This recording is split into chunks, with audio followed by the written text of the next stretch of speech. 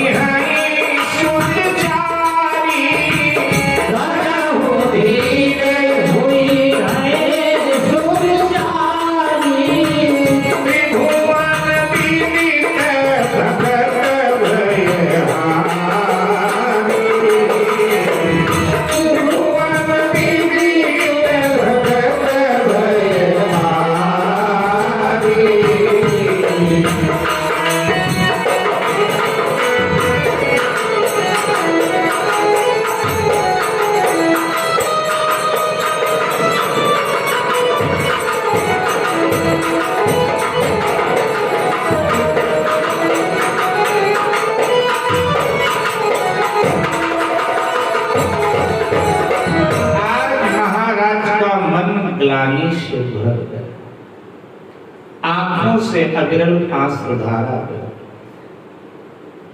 ये आंसू कहां गिरा, किनके आगे? सीधे गुरुद्वार पर गए, वशिष्ठ जी के चरणों में माथा रख दिया। नन्हे बच्चे की तरह सिसकियां ले लेकर के रोने लगे। वशिष्ठ जी ने दशरथ जी को उठाया, अपने बराबर अपने बगल में बिठा लिया।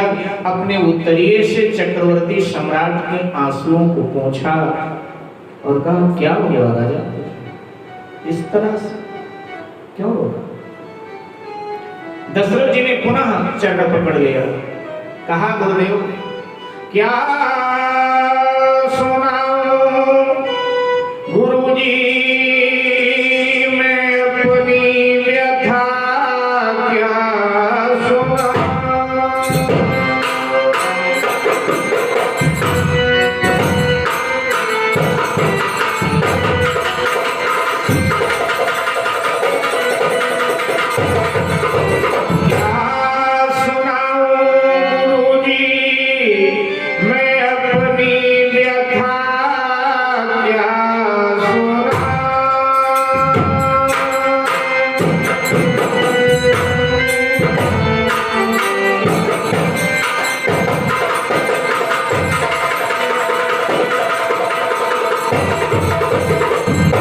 क्या सुनाऊं गुरुजी मैं अपनी व्यथा, मुझे औलाद का गम सताता रहा।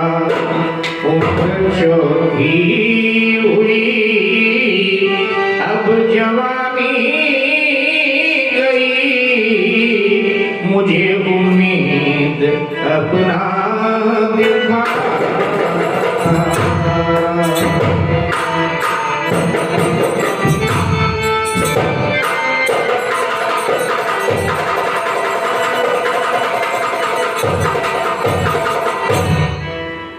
महाराज वशिष्ठ जी ने दशरथ जी को पुनः चरणों से उठाया, पुनः बगल में बिठाया और कहा, बस संतान के लिए आंसू, संतान चाहिए। राजा कितने संतान चाहिए तुम्हें? चक्रवर्ती सम्राट महाराज दशरथ कहते हैं, गुरुदेव मुझे तो रघुवंश का वारिस है, माने एक भी मिल जाए तो भी हमारा काम चल जाए। वशिष्ठ जी ने कहा, राजन धैर्य धारण करो, एक नहीं तो 4 संतानें तुम्हारे घर होंगी। दशरथ जी ने कहा, गुरुदेव ये तो व्यक्तिगत आपकी मुझ पर कृपा होगी। शिष्य एक वस्तु गुरु के द्वार पर मांगने जाता है, और जब गुरु अपनी कृपा का द्वार खोलता है तो शिष्य की झोली में धर्म, अर्थ, काम, मोक्ष चारों पदार्थ ले जाते हैं। अब अन्य किसी के द्वार पर तुझे मांगने की जरूरत है। राजन 4 संतानें होंगी और वो साधारण नहीं होंगी, उनका यश त्रिभुवन में विदित होगा। देवलोक, मानवलोक और पाताल लोक, तीनों लोकों में उनका यश विदित होगा, और जो उनका आश्रय लेंगे उनके दुखों का वो हरण करेंगे। लेकिन राजन इसके लिए एक धार्मिक अनुष्ठान करना पड़ेगा। क्या करना पड़ेगा गुरुदेव? पुत्र कामेष्टि यज्ञ करना पड़ेगा। तो गुरुदेव आप यज्ञ प्रारंभ कराइए, जो व्यवस्था बताए ना करवाते। वशिष्ठ जी ने कहा, देखो ये यज्ञ मेरे द्वारा संपन्न हो नहीं सकता। क्यों महाराज? बोले देखो, पुत्र कामेष्टि यज्ञ के विशिष्ट जानकार इस समय अगर भारतवर्ष में आर्यावर्त में कोई है तो एक ही व्यक्ति है, पुत्र कामेष्टि यज्ञ का जानकार, विशिष्ट जानकार, आज की भाषा में स्पेशलिस्ट है। वो कौन है महाराज?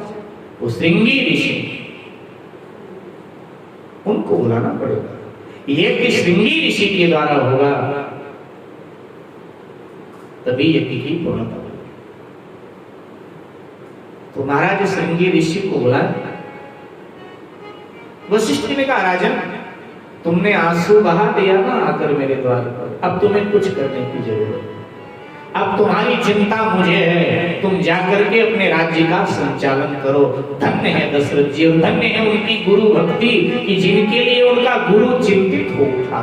गुरु ने कहा, मुझे चिंता है, जाइए मैं श्रृंगी ऋषि को बुला लूंगा, सब व्यवस्था हो जाएगी। बस पूर्णाहुति पर तुम प्रसाद लेने के लिए आ जाओ। और फिर तो श्रृंगी ऋषि वशिष्ठ बुला,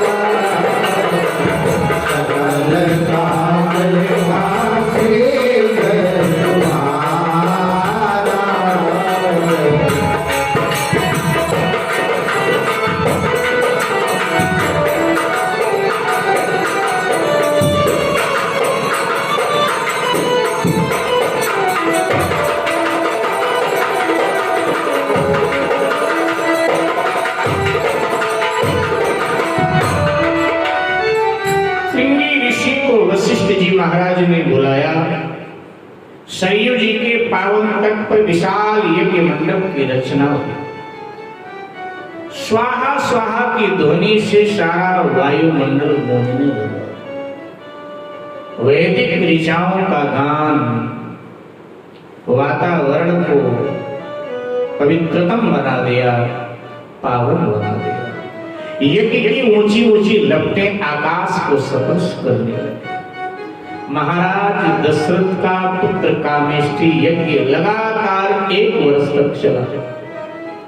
शास्त्रकार कहते हैं कहीं भी किसी भी प्रकार का कोई विघ्न नहीं आया, अन्यथा सत्कर्म में राक्षस, भूत, प्रेत, ग्रह ये कोई न कोई बाधा डाला करते हैं सत्कर्म में, लेकिन किसी भी प्रकार की कोई विघ्न बाधा आई ही नहीं। जब पूर्णाहुति का मंत्र बोल करके श्रृंगी ऋषि ने अंतिम आहुति जैसे यज्ञ में यज्ञ कुंड में डाली, तो यज्ञ कुंड से अग्नि नारायण प्रकट हो गए। बोलो अग्नि नारायण भगवान की।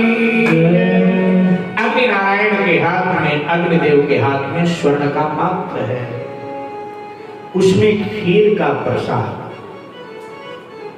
वशिष्ठ जी को प्रसाद दिया और कहा कि ब्राह्मण देव ये प्रसाद ले जाए, आप दशरथ को दे दें और दशरथ से कहें कि इस प्रसाद का वो बंटवारा कर दें यथोचित रूप में प्राणी। ऐसा कहकर अग्निदेव अंतर ध्यान हो गए। आओ, वशिष्ठ जी महाराज ने दशरथ जी को बुलाया, दशरथ जी को प्रसाद प्रदान किया। दशरथ जी महाराज प्रसाद लेकर के